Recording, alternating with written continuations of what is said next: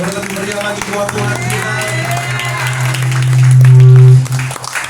Sebelum duduk kasih salam kanan kiri depan belakang. Yesus baik. Yesus baik.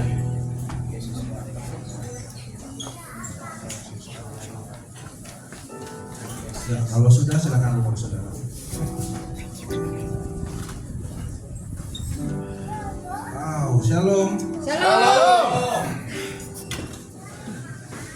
Saudara diberkati Tuhan pagi hari ini. Saya baru terakhir kapan kesini ya? Begitu lihat kesini udah jadi rumah yang baru. Amin.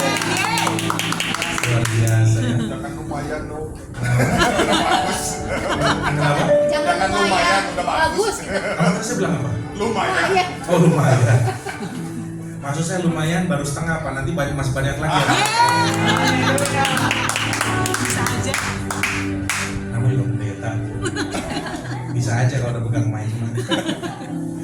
Wah luar biasa ya. Orang yang setia pasti nggak pernah luput dari matanya Tuhan. Yes, amin. Amin. Amin.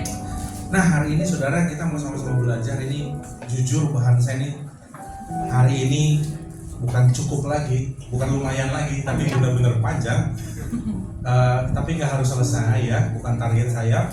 Tapi mungkin saya bisa berharap Bapak Ibu semua bisa fokus kepada Tuhan supaya kita bisa mendapatkan lebih banyak. Ya, setuju katakan amin. Amin. Oke, untuk itu mari kita awali, kita baca Lukas 13 ayat 10 sampai 14 sudah ada di depan.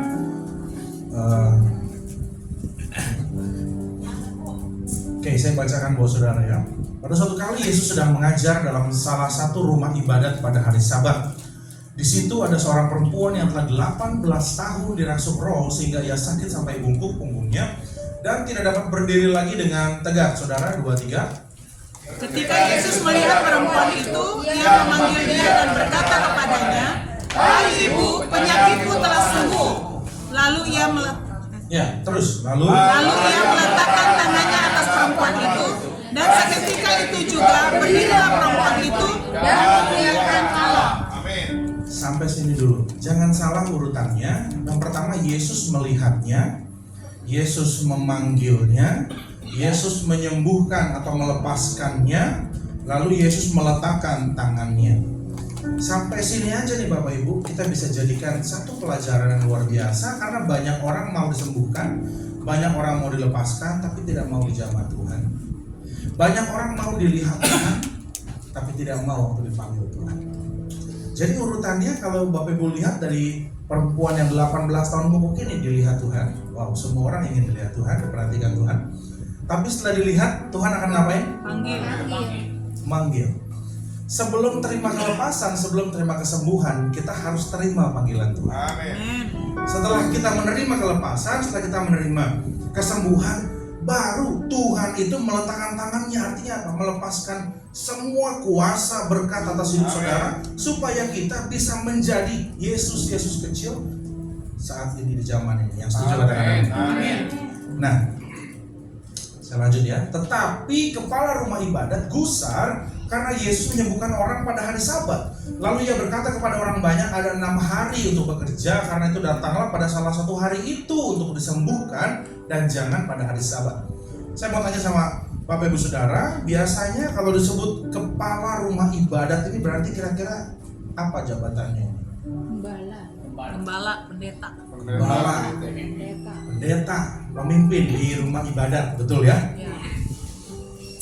Karena saudara nggak boleh ngomongin pendeta, biar sesama pendeta. Kalau sesama pendeta boleh saling mengkritik ya. Jadi biar saya yang pandu saudara, nggak apa-apa. Nah, kita mau pause sebentar. Mari kita lihat bagaimana sikap hati pemimpin rumah ibadat yang satu ini. Dia nggak bisa bahagia, dia nggak bisa senang melihat orang disembuhkan. Dia tidak celebrate apapun, dia tidak kasih selamat, bahkan ngasih selamat aja enggak. Ikut bahagia aja enggak mengucap syukur kepada Tuhan. Padahal sudah bungkuk 18 tahun, masuk gereja bungkuk, pulang tegak. Ini apa? Bukankah sebuah keajaiban? Amin. Terjadi di depan matanya, tetapi seolah-olah dia nggak melihat kejadian ini karena matanya tertutup dengan kegiatan agamawi. Di lain sisi wanita tersebut dia pasti bersukacita. Menurut saya dia nggak peduli itu pendetanya mau senang apa enggak, karena terbukti dari dia ayat sebelumnya dia memuji Tuhan. Mau lu diam lu enggak, gua senang di jamaah Tuhan. Ya. Nah, si ibu ini datang bungkuk. Begitu pulang dia lihat, wah gereja sudah berubah, persis kayak saya sekarang di Cilegon. Begitu datang, berubah. Jadi dia waktu datang nggak ngelihat interior atas dia. Ini cuma ada warna ungu, ini ada warna. Begitu dia di jamaah Tuhan, wih ternyata ada lampunya. Kurang lebih seperti itu. Nah, si perempuan ini cuma bilang begini, aku cuma mau datang ibadah. Lalu tiba-tiba ketemu Tuhan, ketemu Yesus, dan dia membuat aku kembali menjadi tegak. Makanya judulnya adalah Jesus Made It Straight. Yesus meluruskanku, membuatku tegak. Aku cuma mau datang ibadah, ketemu Tuhan, dari bungkuk aku jadi tegak. Dan Bapak Ibu Saudara, wanita itu nggak perlu ngomong apa-apa, dia ketemu siapa, tapi orang yang ketemu dia udah pasti tahu nih orang ketemu Tuhan. Amin. Kenapa? Karena dua bungkuk 18 tahun, orang-orang pasti gini, bukannya sih kencing yang suka terpaksa melihat kaki kita, terpaksa melihat debu. Kalau sekarang nih bagus saudara, udah upin. Kalau zaman dulu debu, pasir dan tanah. Dia yang terpaksa harus kelilipan setiap kali orang jalan di depan dia. Bukankah ini orang yang bungkuk itu? Bukankah dia orang yang stres dan depresi itu? Sometimes meskipun badan kita tegang, tapi stres dan depresi bisa membuat rohani kita bungkuk, saudara. Tapi Yesus sanggup membuat mujizat yang tidak perlu kita masukin ke IG live kita, YouTube short kita. Nggak perlu, kenapa? Karena semua orang melihat mujizatnya jalan. Ini nggak jalan. Saya lagi ngomong mujizatnya jalan, tapi nggak jalan. Udah Harus nyala belum? terang landingnya. Udah nyala Saya belum? tahu. Mungkin perlu diantar. Itu bantu saya aja. Coba di next. Nggak perlu kita masukin ke sosial media kita. Kenapa? Karena mujizatnya jalan dengan sendirinya. Jalan bersama dengan si ibu yang bungkuk 18 tahun itu. Juga ada kisah di Markus 5 di mana Yesus diundang ke rumah Yairus. Mungkin supaya singkat, saya ceritakan singkat aja ya Bapak Ibu. Jadi Yesus itu diminta ke rumah Yairus karena anak perempuannya sekarang. Yesus menuju ke rumahnya Yairus, tapi di tengah jalan ketemu sama perempuan pendarahan 12 tahun. Nah, singkat cerita, karena tertahan oleh si perempuan 12 tahun itu pendarahan, waktu Yesus sampai ke rumah Yairus, anaknya sudah mati. Ini yang tadi ya. Jadi nggak perlu kita masukin ke sosial media kita, karena apa? Mujizatnya jalan lewat hidup si perempuan itu. Nah, pada waktu Yesus sampai ke rumah Yairus, Alkitab berkata begini, orang-orang ibu-ibu terutama, ibu-ibu itu sudah pada nangis. Dan Yesus berkata, "Hai, kenapa kamu nangis? Anak ini belum mati tapi tertidur." Lalu apa yang dilakukan oleh ibu-ibu itu? Alkitab mencatat, mereka mentertawakan Yesus. Poin penting lagi saudara. Maka saya berdoa ya supaya Bapak Ibu Saudara kalau baca Alkitab, saudara itu jangan yang penting kelar, yang penting selesai. Kalau baca, pastikan saudara selalu dapat sesuatu. Amin. Saya baca hal sesimpel ini. Orang-orang mentertawakan Yesus dan Yesus melakukan apa Bapak Ibu? Ini salah satu contoh keteladanan Yesus yang jarang dikhotbahkan. Kenapa? Karena Yesus mengusir orang-orang yang tidak sefrekuensi dengan dia. Ya. Dia mengusir orang-orang yang menertawakan dia keluar, seolah-olah dia mau ngomong sama Yairus begini, kalau kamu pengen anakmu ini bangun, harus ada sesuatu yang kamu buang dari hidup kamu. Kalau saudara ingin ada mujizat di dalam keluarga, dalam usaha, di dalam hidupmu, harus ada yang kamu buang dari hidup. Ya. Contohnya apa kalau dalam kisah Yairus? Dia hidup bersama dengan orang-orang yang Yairus, Yesus jauh aja dikejar, berharap anaknya bisa disembuhkan. Artinya apa? Yairus ini orang yang beriman, Ya. percaya. Tapi sayang teman-temannya adalah orang-orang yang jadi buat saya, waktu saya baca ini, Yesus seolah-olah mau ngomong gini, Yesus mah mau ngusir apa nggak ngusir tuh anak bisa bangun. Ya. Tapi kenapa Yesus usir? Kasih tahu Yairus, kamu mau mujizat terjadi, kamu harus buang pergaulan yang salah. Ya. Kalau kamu ketemu dengan orang-orang ini terus, kamu lama-lama akan berkata, ya udah Tuhan, udah mati, udah terlambat. Padahal sebelum kamu ketemu dengan mereka, kamu cari aku meskipun aku masih jauh. Bisa. Yang mengerti katakan amin. Jadi pastikan hidup kita, jangan kita simpan apa yang justru Yesus mau kita buang. Pergaulan yang salah, gaya hidup yang salah, dosa yang selama ini kita sembunyikan, yang kita pengen pegang tapi justru pengen Yesus buang. Supaya apa? Terjadi mukjizat dalam hidup kita. Ayat 41, lalu dipegangnya tangan anak itu, katanya talitakum, yang berarti hai anak, aku berkata kepadamu, bangunlah. Dan setelah bangkit, diminta dikasih makan dan jangan kasih tahu orang lain. Ini juga menggelitik saya Bapak Ibu. Kenapa ya? Bukankah ini momen yang paling cakep nih buat membungkam orang-orang yang mentertawakan Yesus? Bener gak? Ya. Kalau itulah kenapa saya bukan Yesus. Kan kalau saya jadi Tuhan nggak cocok. Kalau saya jadi Yesus nih, panggil tuh orang tadi, biar dia lihat gua punya kuasa. Itulah kenapa saya nggak jadi Tuhan, ya. Karena masih ada kedagingan dalam hidup saya. Kalau lihat Yesus keren banget. Yesus itu, dengar saudara ya, Yesus itu kalau membela kita caranya tuh elegan. Kalau saudara pengen dibela Tuhan, Tuhan itu bela kita tuh bisa saudara. Pertanyaannya adalah, Yesus ini kamu bisa nggak bertahan waktu aku bela? Karena waktu dapat pembelaan Tuhan, saudara akan diangkat. Tapi kalau waktu diangkat kita sombong, daripada jatuh lebih baik tidak aku tolong sekarang. Karena apa? Waktu anak ini keluar dengan sendirinya, Alkitab mencatat loh. Jadi bukannya itu orang yang mentertawakan dipanggil, tapi anak ini biarin aja sudah kasih makan, dia keluar dari rumahnya. Saya mau tanya, waktu anak ini keluar, kira-kira apa yang terjadi dengan orang-orang yang tadi mentertawakan Yesus? Ya dia akan kaget semuanya. Ya. Karena zaman dulu meskipun belum ada otopsi keren kayak sekarang, minimal pegang pulsnya, tahu lah orang napas apa enggak. Mereka semua kata kita terkejut. Jadi sekali lagi Yesus bisa melakukan mukjizat yang nggak perlu kita rekam saudara, karena mukjizatnya jalan dengan sendirinya. Amin. Nah, jadi kalau kita mau dibela Tuhan, please deh, saudara tuh ya, Yairus tuh juga mau menunjukkan bahwa nih lihat imanku nih, Yesusku nih bisa. Tapi kalau Yairus dia sombong, dia salah dalam merespon, Tuhan belum tentu bela. Maka dari itu, kalau saudara pengen ditolong Tuhan, saudara harus terima dengan baik bahwa pembalasan itu miliknya siapa? Tuhan. Kalau saudara mau dibela Tuhan, kasih Tuhan sepenuhnya. Jangan kita ambil di endingnya.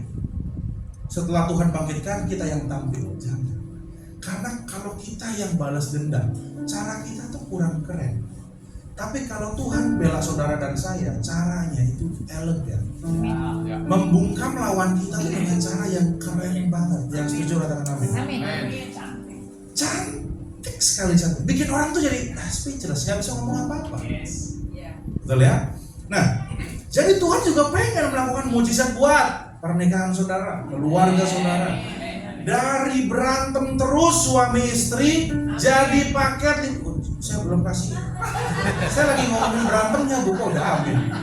Dari berantem terus suami istri, diambang perceraian, bisa diubah Tuhan menjadi damai.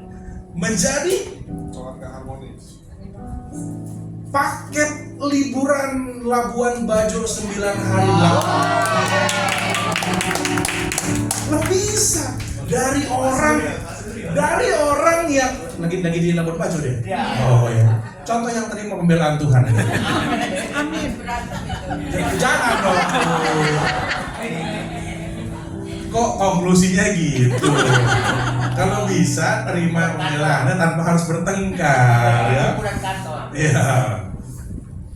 Jadi Tuhan pengen dari kita yang ketergantungan obat jadi ketergantungan Tuhan. Bisa banget nolong kita tuh, bisa banget. Pikiran kita diluruskan Tuhan, bisa. Pengertian kita diluruskan Tuhan, bisa. Ketaatan kita diluruskan Tuhan, bisa. Pokoknya jangan setengah-setengah lagi. Karena kalau kita mau favor of God, pertolongan Tuhan, penyerdiaan Tuhan, favor itu bahasa Indonesia mesti yang gampang. Perkenanan Tuhan itu menikah sama obedience. Perkenanan Tuhan itu selalu bersama dengan ketaatan. Karena kalau kita nggak taat, perkenanan Tuhan nggak akan turun. Jadi kita belajar di sini, salah satu bukti mujizat Tuhan bagi kita adalah waktu kita terima dengan cuma-cuma dan bukan menukarnya dengan mental health kita. Saya harus bawa ini kepada saudara. Banyak orang menganggap, wah begitu dapat bonus, oh ini dari Tuhan. Saudara, cara ngeliatnya gini, kalau saya ambil ini, buat saya itu senang, tapi sebenarnya merusak mental saya, itu pasti bukan dari Tuhan. Karena banyak orang zaman sekarang, dia yang menurut dia senang, dia ambil dan dia bilang ini dari Tuhan. Padahal Tuhan bilang tidak semua dari aku. Semua yang enak belum tentu dari Tuhan.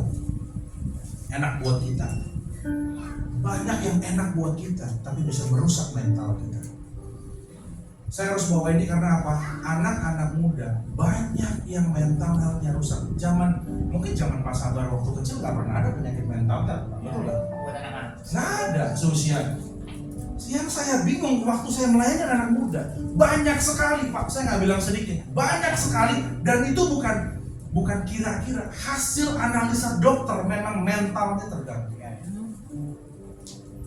Jadi jangan tertipu dengan bonus yang kita dapat. Cek, kalau kamu senang tapi merusak, ya ke Labuan Bajo senang, tapi kalau sama bini orang merusak mental health kita. Jadi jangan terpukau sama Labuan Bajonya. Dengan siapa kita berada? Yang setuju katakan amin.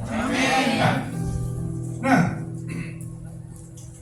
dan mohon maaf saya harus menolak untuk setuju kalau kita diciptakan Tuhan, ditebus dari dosa yang dengan bayaran mahal hanya untuk datang ke rumah Tuhan dan pulang dalam keadaan yang sama. Saudara dan saya tidak sepakat kalau ya kita ke gereja karena kita orang Kristen. No. Ya saya ke gereja karena saya orang Kristen, bukan. Bahkan ya saya udah ditebus Tuhan yang harusnya menjadi garam dan terang, yang harusnya dikasih firman yang bisa menumbuhkan kita, tapi kita masih terus menanti firman-firman yang manis, yang artinya bisa memberikan kita kekuatan, penghiburan. Betul, firman Tuhan bisa memberikan kita kekuatan dan penghiburan, tapi please jangan cari itu terus. Di tempat ini saudara perlu dihibur Tuhan, yes, tapi perlu bertumbuh. Saudara perlu terima makanan yang membuat saudara itu bertumbuh serupa Tuhan. Amin. Yang mengerti katakan amin. Amin. Yang bisa membuat Tuhan itu melakukan mujizat lewat hidup saudara. Amin.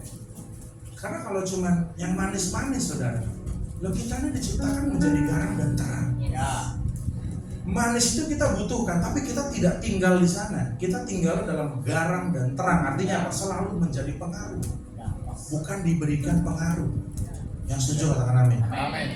Nah kalau ngomongin mujizat itu nggak harus besar, Bapak Ibu, nggak harus besar. Mujizat itu bisa dimulai dengan manusia sadar dan meninggalkan kebiasaan lama yang salah serta memulai kebiasaan baru dalam Tuhan. Ini sudah merupakan mujizat. Dari nawarin narkoba jadi nawarin masa depan. Asik. Dari nggak bisa dengar suara Tuhan, sekarang bisa dengar suara Tuhan. Aku sekarang tahu Pak, kalau usaha harus kemana, mana yang aku ambil karena aku dituntun Roh Kudus. Kan keren saudara. Amin. Kembali ke wanita bungkuk tadi, dia sembuh tapi kepala rumah ibadatnya nggak senang. Saudara jangan kaget, akan ada orang yang senang waktu saudara susah, yang merasa dibutuhkan waktu saudara susah. Begitu saudara ditolong Tuhan, dia tidak menjadi hero lagi dalam hidupmu. Makanya akan ada banyak orang yang senang waktu kita susah, ya. Dan nggak bisa dipungkiri, bahkan udah ada filmnya. Kalau yang terakhir dari Pak Gembala ya, yang aliran apa tuh Pak? Progresif. Bukan. Yang Korea. Iya. Apalah moji lah tuh lah. Nah, tuh. Mantap. Kenapa itu terkenal? Karena sudah masuk Indonesia. Sebenarnya di Netflix pun sudah ada filmnya. 3 kultus yang seperti itu, menganggap dirinya Mesias, menganggap dirinya Yesus, dan akhirnya semua orang-orang hartanya buat orang ini, yang perempuan disetubuhi, itu udah jadi film. Nah, yang ini kenapa baru ngetren? Karena mulai masuk ke Jawa Tengah, ya, kalau sudah, dan pengikutnya sudah ada. Jadi perlu kita doakan. Nah, si wanita pembuk tadi, saya yakin dia nggak peduli mau pendetanya seneng nggak seneng, dia nggak peduli sama pemimpinnya yang memilih hukum daripada Yesus. Karena nggak ada yang tahu, nggak ada yang paham bagaimana jalan bungkuk 18 tahun. Saudara, orang tuh nggak ngerti struggle-mu tuh apa. Pendeta itu nggak ngerti gimana rasanya waktu dia mandi, dia nggak bisa sabunin seluruh badannya, mungkin karena dia bungkuk. Waktu dia gatal di satu titik tertentu, tapi dia nggak bisa gapai. Orang nggak ada yang tahu struggle itu. So, apa yang mau saya sampaikan di sini? Jangan biarkan orang lain yang tidak tahu pergumulanmu membungkam ujian penyembahanmu kepada Tuhan. Jangan pernah. Meskipun orang lain gak suka, selama saudara tahu saudara ditolong Tuhan, ujilah dia. Jangan biarkan orang lain menutup mulutmu untuk memuliakan Tuhan. Siapapun dia. Mereka nggak tahu berapa kali saudara atau saya atau si wanita bungkuk itu nggak tahu berapa kali dia mau bunuh diri. Kita nggak ada yang tahu. Berapa lama dia menanggung malu, nggak ada yang paham.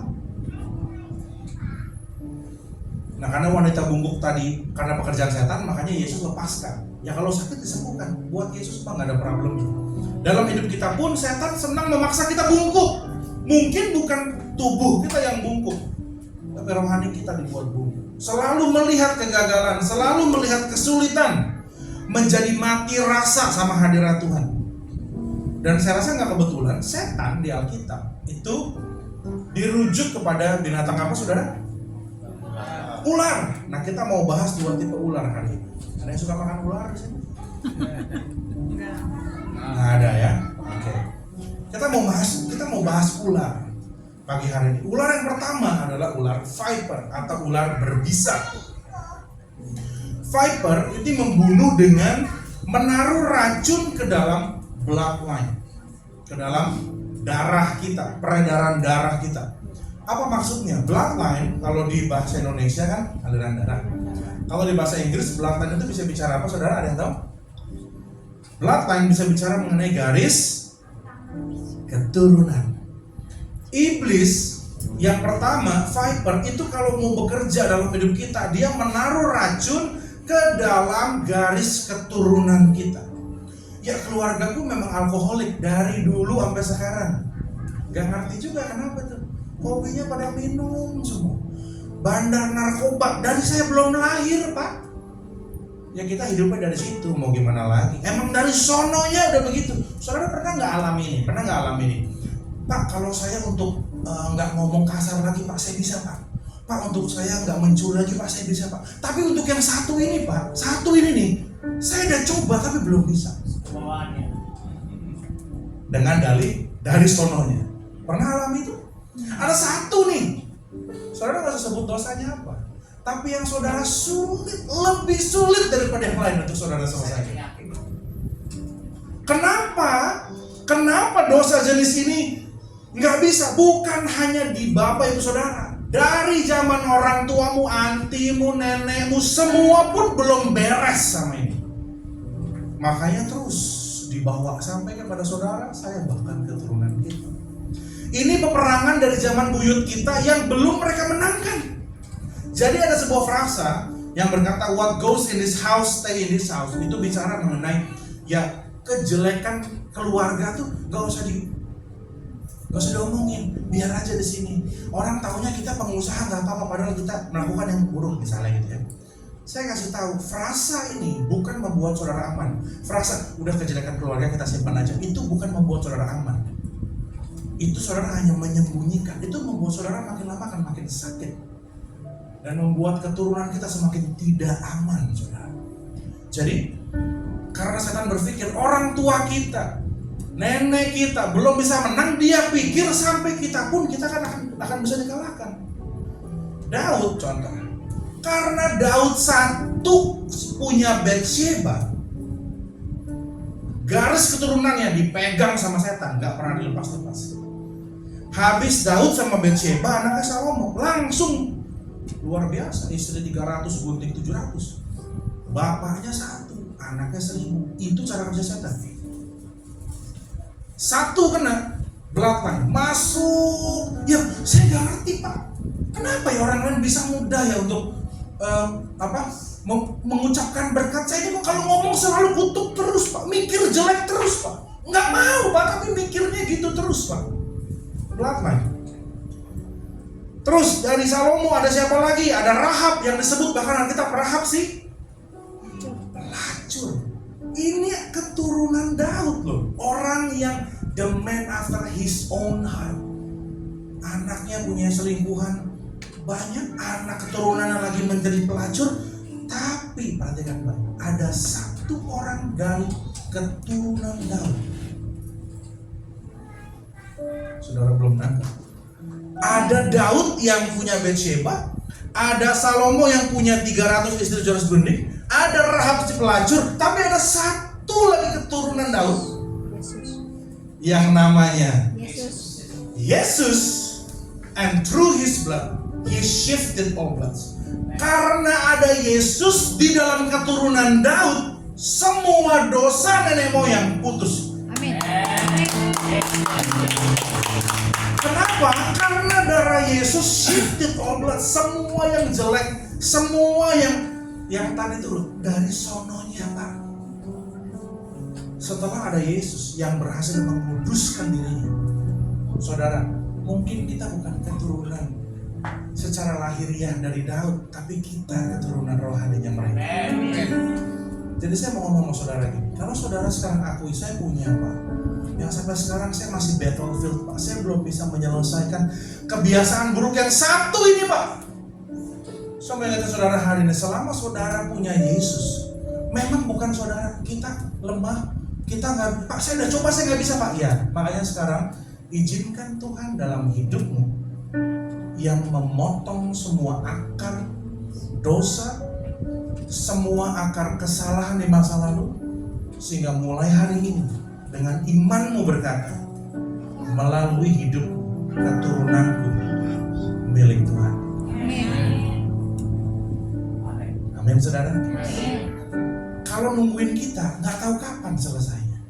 Tapi karena kita punya Yesus, ada darah Yesus di dalam kita, itu yang membuat saudara, Pak, nanti kalau orang yang udah dijamah Tuhan, udah ketemu Tuhan, saudara tuh udah gak akan bisa lagi menikmati dosa yang sama dengan kenikmatan yang sama. Contohnya gini, memang susah dijelaskan, tapi gampangnya gini. Saudara waktu kecil, jawab jujur ya, ada lubang, habis hujan, becek, lu injak apa lu lompatin? Injak. Saya mau tanya, kalau hari ini pulang gereja ada genangan air, injak apa lompatin? Lompat. Kenapa? Perubahan. Saya nggak bisa jelasin kenapa dulu injak sekarang lompat, tapi saya mau katakan orang itu bisa berubah. Dari mana? Saya juga nggak ngerti. Dulu kenapa Bapak injak air? Nggak ngerti kan? Ingin tahu. Tapi kenapa sekarang kita lompat? Karena ada perubahan pola pikir, dan itu yang Yesus kerjakan dalam hidup saudara.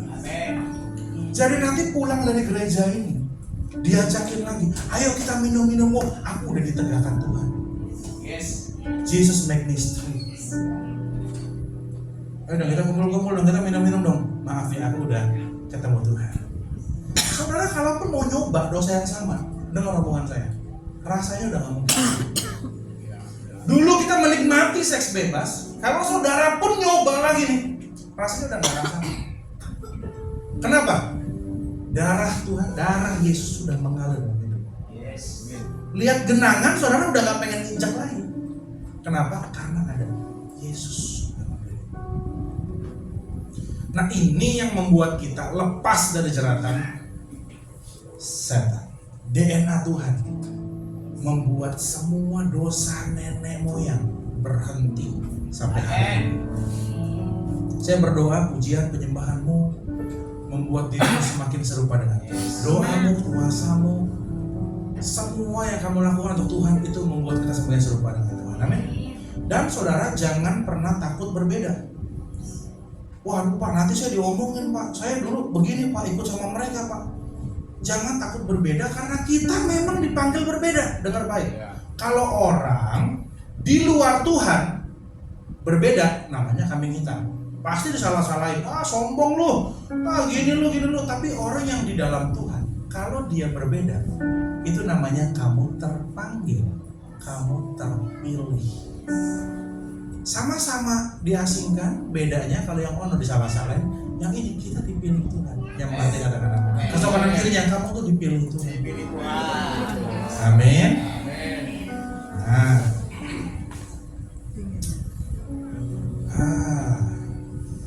Yang kedua, ular yang jenis kedua adalah ular piton.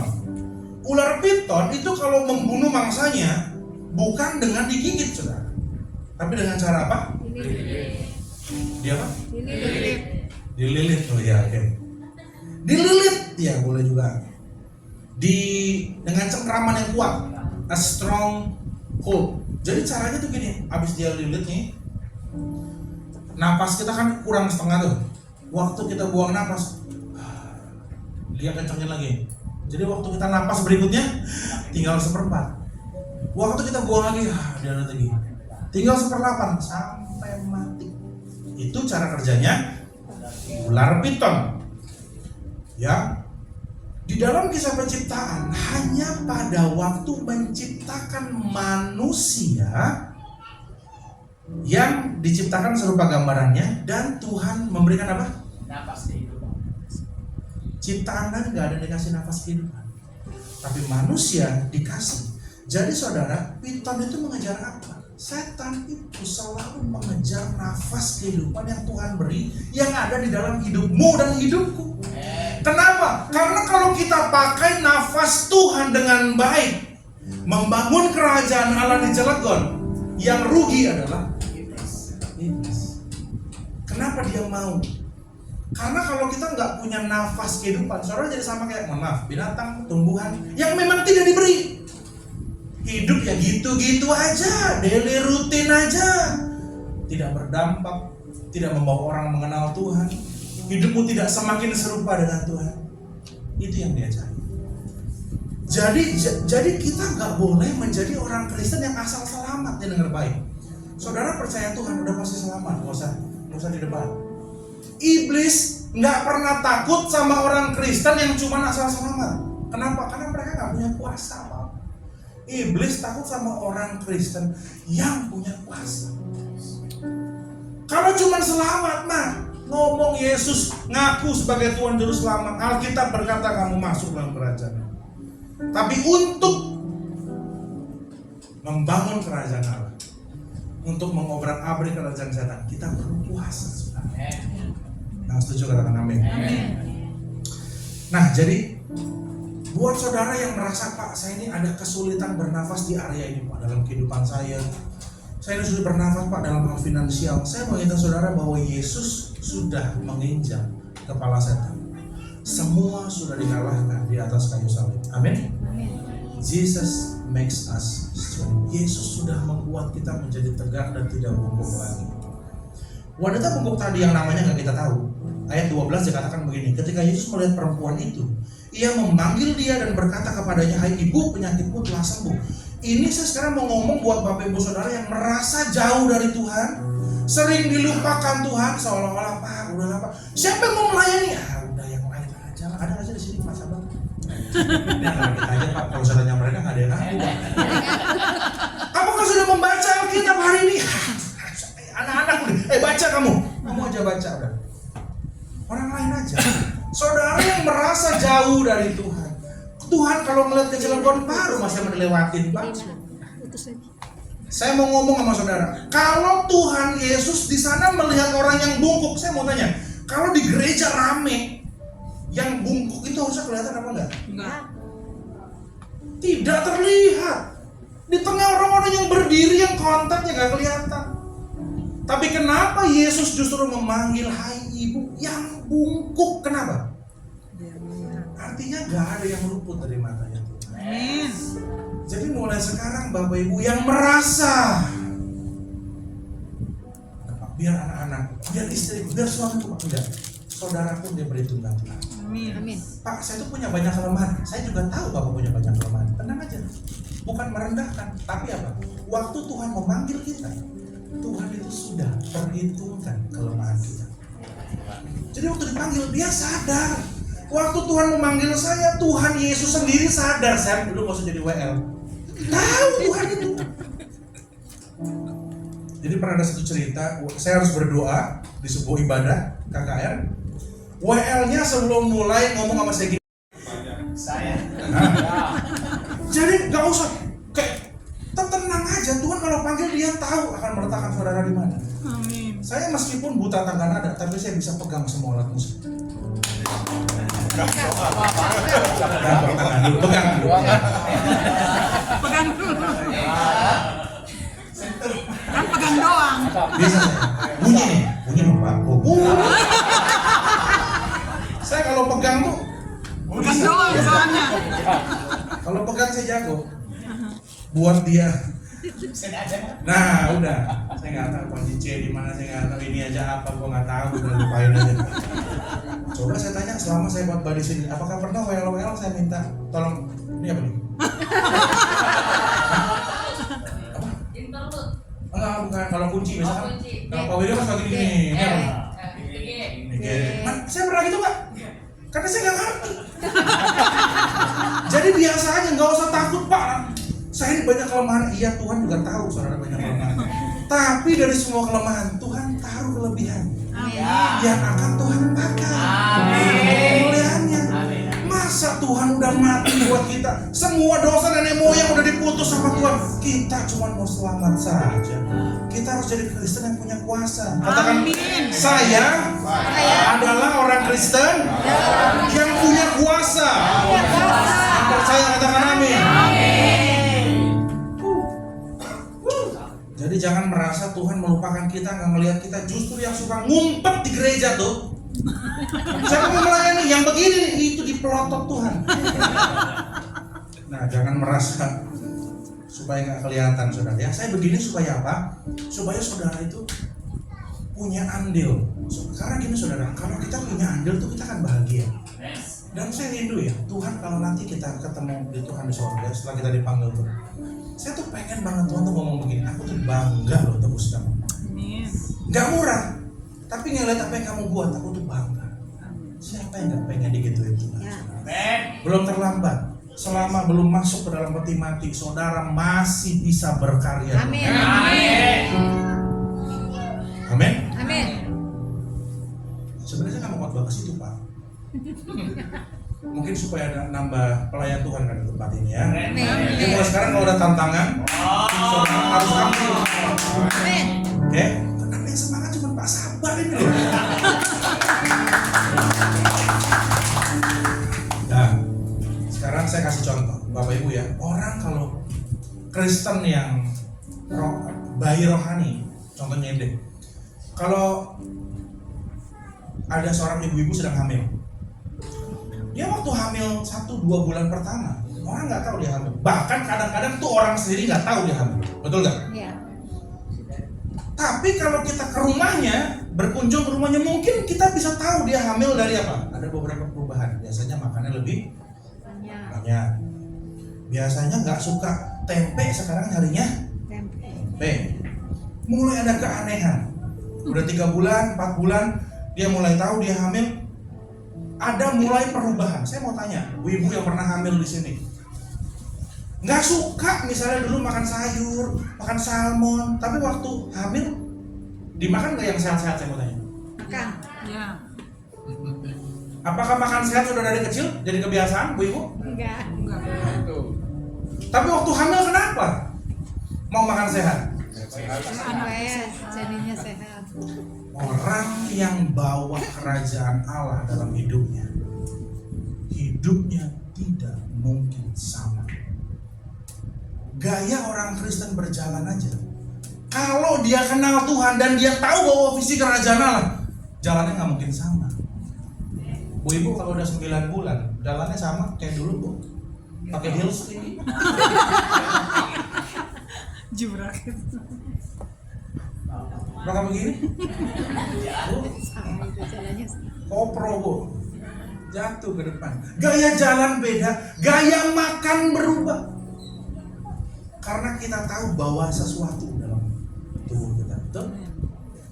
Orang yang dewasa di dalam Tuhan, begitu dia tahu saya nih bawa visi sorga, gaya ngomong, gaya jalan, gaya hidup, semua berubah. Yang setuju katakan amin. Amin. Mungkin kalau saudara bilang, iya Pak, saya kenal Tuhan udah lama Pak, tapi saya belum pernah. Ya mungkin saudara sekarang sedang 3 bulan. Yang orang pun nggak tahu saudara sedang mengandung visi kerajaan sorga. Tapi saya undang, ayo kita masuk ke mid semester yang kedua. Ayo mulai berusaha. Semua ibu-ibu hamil juga nggak begitu hamil langsung otomatis makan sehat Pak, pergumulan. Biasa makan jeroan kok. Terus harus salad HOB. Nggak gampang saudara. Tapi apa? Dia makan. Dia memaksa dirinya berubah. Sama dengan kita. Dulu kita kalau ngomong suka nyablak Pak. Orang mau senang mau enggak urusan dia. Sekarang nggak bisa. Kenapa? Ada sorga dalam hidup. Amin. Yang kalau kita ngomong orang itu harusnya diberkati. Nah, setuju katakan amin. Amin. If we say that we have fellowship with Him, kalau saudara bilang, oh aku bersekutu dengan, saya doa Pak tiap hari Pak. Tapi saudara jalan di dalam kegelapan, saudara itu berbohong, bukan saya ngomongnya. We lie and do not practice the truth. Artinya apa? Memang untuk menghidupi kebenaran perlu latihan.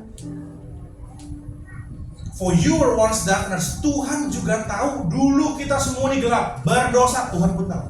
But now, tapi sekarang saudara sudah ada di dalam terangnya Tuhan.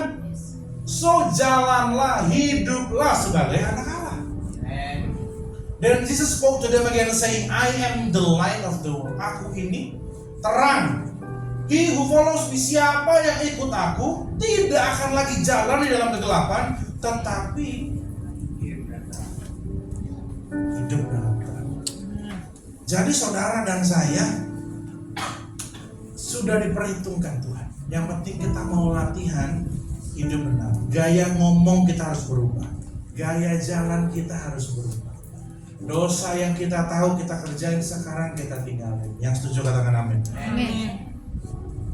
Coba bilang sama saya gini, Tuhan, terima kasih Terima kasih sudah melihatku, sudah melihatku, memanggilku, memanggilku, melepaskanku. melepaskan Engkau membuat semua yang bungkuk semua yang bungkuk dalam hidupku dalam hidupku kembali tegak. kembali tegak. Amin saudara. Amin. Nah, oke. Jadi saya mau pulang dari sini suami istri makin mesra.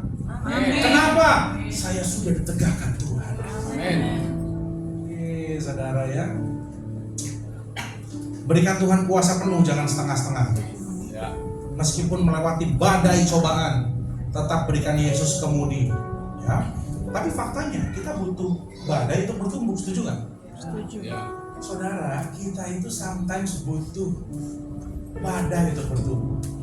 Kalau pohon bisa khotbah, saya yakin judulnya adalah The Storm is Needed. Kalau pohon bisa khotbah, saya yakin judulnya adalah badai itu dibutuhkan. Kenapa? Karena you don't get the bloom without the storm. Pohon itu nggak akan tumbuh, bunga itu nggak akan mekar kalau nggak kena hujan, nggak kena angin. Nggak ada angin, nggak ada perkawinan antar bunga. Betul nggak? Nggak ada binatang, nggak ada angin, nggak ada hujan. Jadi memang kesulitan itu kita butuhkan. Betul atau betul?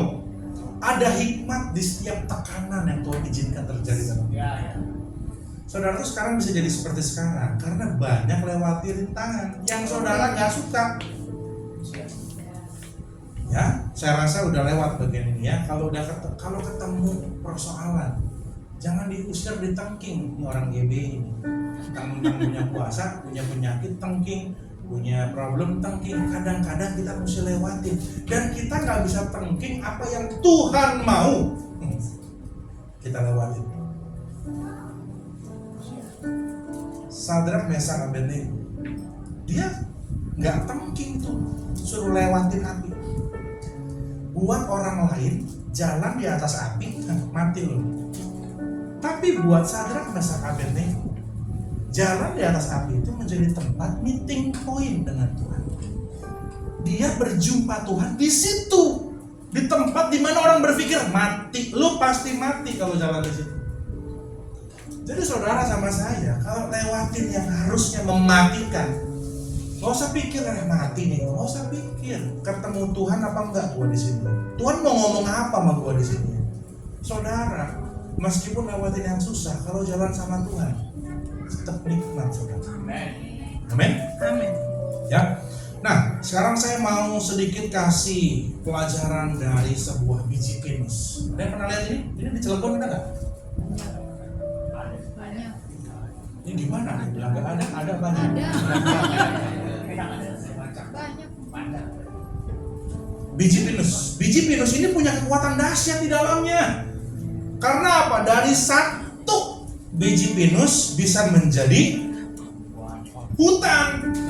Itu dari satu jadi satu pohon ribuan pinus, ribuan yang jatuh tuh. Satunya satu pohon. Jadi dari satu pinus untuk menjadi hutan cuma hitungan bulan, saudara, tahun, satu musim itu udah nambah 1000. Kemampuan menjadi hutan lebat itu sudah ada di dalam potensi satu biji pinus ini. Jadi di dalam satu biji pinus ini satu itu sudah ada potensi atau kemampuan untuk menjadi ini. Di dalam hidup saudara yang satu itu ada potensi menjadi besar. Amin. Nah, kelebihannya lagi adalah biji pinus ini, dia ngerti kalau lingkungannya salah. Hebat. Kalau dia ini kan hewan, tumbuhan di tempat yang terik, panas, lembab, bukan di tempat yang dingin. Tapi banyak juga di Eropa. Saudara tahu nggak, dia kalau dingin, lagi musim dingin, maka dia itu nutup. Nih saudara lihat ya, ini mekar, yang ini kuncup nih. Kenapa? Ini bukan tempat aku bertumbuh. Dia aja ngerti. Kalau ketemu orang-orang brengsek nggak ditemenin, ngerti dia. Ini bukan tempat aku bertumbuh. Aku nutup dulu ya. Karena kalau aku buka, aku mati. Bukan hanya satu mati, tapi potensi satu hutan mati. Kalau sudah panas, salju sudah mencair, udara sudah mulai kembali sejuk, dia buka lagi diri untuk bertumbuh, saudara. Jadi dia harus menunggu sampai waktunya tiba. Ya, kita pun harus menantikan Tuhan. Menantikan Tuhan dan perintahnya. Sekarang permasalahannya, saya mau ngomong sama saudara. Kenapa sih dari kita muda, dari saudara kecil, dari saudara muda, saya mau tanya, iblis udah berusaha jatuhin saudara atau belum? Sudah diincar dari masih kecil kah? Iya kan? Iya. Kenapa, tahu nggak? Potensi. Karena neraka, setan, iblis melihat saudara sebagai sebuah pribadi yang berpotensi menjadi hutan. Sedangkan kita kalau ngaca, jerawat nambah nih. Fokusnya tuh cuma ke satu. Kenapa iblis mau injak saudara dari saudara muda? Mau matiin saudara dari saudara muda? Kenapa? Karena kalau saudara jadi, Pak Sabar, Pak Yuda, kalau waktu diinjak rela nih mati nih, belum tentu ada nih. Ini gereja tempat saudara ibadah. Kalau saudara ngerti, aku ini punya potensi, waktu digoda nggak boleh jatuh. Kenapa? Akan ada yang besar dalam hidupku. Itu yang membuat iblis itu ya. Makanya sampai sekarang nggak pernah berhenti ngejar-ngejar. Sekarang kebalikannya. Kenapa Tuhan kalau kasih perintah nggak masuk akal? Saya pikir kita ada di WTC. Dan dari saya full time udah mau 9 tahun. Saya ngerti sejak bangun race. Kalau sebelum itu saya nggak ngikut. Sejak bangun race, bangun HOB, saya paham betul. Ada duitnya? Enggak. Ada orang yang bisanya gitu, yang maksudnya gini, kalau kita mau bangun rumah roti, mau bangun toko roti, ya harus ada yang ngerti bikin roti, ngerti ya? Iya. Itu bangun RIS, bangun HOB, ada orang dalamnya nggak yang ngerti? Nggak ada. Tuhan suruh dikerjain, Tuhan suruh dikerjain. Kenapa sih Tuhan itu kalau nyuruh juga gede? Sama Tuhan sama setan ngelihat kita caranya sama. Dia waktu ngeliat saudara, kenapa dikasih tugas yang besar? Karena saudara sanggup. Amin. Tapi masalahnya waktu saudara ngaca, naik 2 kilo. Bukannya ini anak ini yang kemarin aku udah coba doain, udah kenal Tuhan belum ya? Beda saudara. Betul apa betul? Jadi pertanyaannya dirubah dari kenapa sih Tuhan kalau nyuruh susah? Kenapa sih setan kalau selalu maunya gencet-gencet gua mulu? Jangan tanya kenapa, tanyanya gini, emang ada apa sih di dalam diriku ini? Ada apa? Karena Tuhan bisa lihat, setan bisa lihat, kita belum lihat. Tapi kalau saudara sudah melihat potensi itu, gaya hidup, jalan, berbicara, memandang Tuhan, gereja, hamba Tuhan, semua akan berbeda. Amin. Amin. Amin. Saya kasih poin supaya saudara pulang bawa poin. Orang yang lulus jasmani mendapat toga dan jubah. Orang yang lulus rohani mendapatkan tanah dan hujan. Maksudnya apa, Pak? Tanah itu tempat saudara untuk explore. Saudara bisa punya potensi untuk berkembang dan bertumbuh. Hujan, cuaca yang gak enak, cuaca yang ngomongin yang gak enak, yang kita gak suka, tapi kita butuhkan untuk tumbuh. Kalau jasmani, you walk across the stage, pasti panggungnya bagus nih. Kuliah 4 tahun cuman buat berdiri, begini dipindahin. Kalau di rumah gue juga bisa. Tapi 4 tahun cuman buat jalan turun lagi. Tapi kalau lulus rohani, your walk, gayamu hidup yang menjadi panggungnya Tuhan. Orang nggak perlu tahu saudara ketemu Tuhan, tapi ngelihat hidupmu orang udah tahu ini bukan dulu dia yang bungkuk itu. Dia tegak pasti ketemu Tuhan. Amin. Ini bukannya suami istri yang ribut mulu, Labuan Bajo di hari ini. Siapa tadi? Suryo. Ntar mau saya WA dia. Gimana kabarnya di Labuan Bajo? Panas begini deh. Kalau lulus jasmani mendapat gelar, rohani dapat kesulitan. Saudara pikir dapat gelar terus apa? Cari kerja kan sulit mulai datang, ketemu bos yang tidak sesuai sama. Rohani dapat kesulitan, tapi kalau saudara ngerti kesulitan itu yang membangun kita. Amin. Betul atau betul? Betul. Ngangkat barbel itu berat, tapi otot bertambah. Jadi kesulitan yang membangun, ya. Jasmani mendapat hadiah, rohani mendapat minyak pengurapan daripada Tuhan. Amin.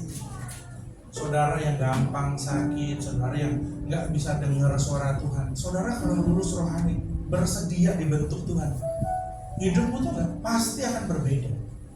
Kok saya dulu doa ya doa, sekarang ini kalau doa bisa dijawab Tuhan. Tuhan baru mulai bicara, bukan Tuhan dari dulu bicara, dari dulu baru dengar sekarang. Bahasa simpelnya gini, kalau Tuhan ngomong di channel A, kita selalu di channel B. Kenapa? Karena gaya hidup kita tidak bisa mendengar Tuhan bicara. Yang kelima, kalau lulus jasmani kita lempar topi, tapi kalau lulus rohani kita semakin mengecilkan jarak antara Tuhan dengan diri. Amin. Semakin hari kita semakin serupa dengan Tuhan. Amin. Ya, karena waktu saya sudah habis, saya berhenti di sini. Masih ada beberapa poin, nggak masalah. Tapi saya mau saudara nangkep poin saya. Biarlah musuh mencoba, tapi kita akan terus bertumbuh. Amin. Jangan jadi Kristen yang asal selamat. Jadi orang Kristen yang punya kuasa. Semua yang saudara takutkan, semua yang saudara sembunyikan, saya mau katakan, sejak hari ini DNA Yesus akan mengubah semua yang rusak, semua yang tersumbat, semua yang busuk dalam hidup. Nah, Tuhan buang karena darah Yesus mengubah semua darah-darah yang selama ini salah dari hidup kita. Bapak, kami berdoa bukan karena kegiatan agamawi kami datang ke tempat ini, tapi sebagai tanda penyerahan diri kami dan pertobatan kami. Bantu kami untuk kembali ke jalan-Mu, agar kami bisa dimampukan membawa kerajaan sorga di muka bumi. Luruskan pengertian kami, luruskan visi kami, ego kami, jalan kami, tolong luruskan Tuhan. Dan aku berdoa agar apa yang kami peroleh semua adalah untuk memuliakan Tuhan. Biar Tuhan disenangkan melihat umat-Mu memberikan pujian dan hormat kepada-Mu. Mulai hari ini Tuhan, semua yang selama ini mengikat, aku berdoa di dalam nama Yesus, kelepasan akan terjadi dalam nama Yesus. Iblis tidak lagi punya kuasa atas hidup umat-Mu di tempat ini. Mereka boleh mencoba, tapi kami sudah dimenangkan Tuhan. Kepala setan sudah diinjak oleh Tuhan. Di atas kayu salib iblis sudah dipermalukan, dan hidup kami akan mengalami perubahan, transformasi yang real terjadi bagi kami Tuhan. Kami akan berubah gaya hidup kami, gaya pandang kami Tuhan, pola hidup kami. Kami akan close the gap sama Tuhan. Biarlah tahun ini semakin kami serupa dengan Tuhan. Di tahun-tahun depan kami semakin serupa dengan Tuhan. Terima kasih Bapa. Terpujilah nama-Mu di dalam nama Yesus. Haleluya. Amin.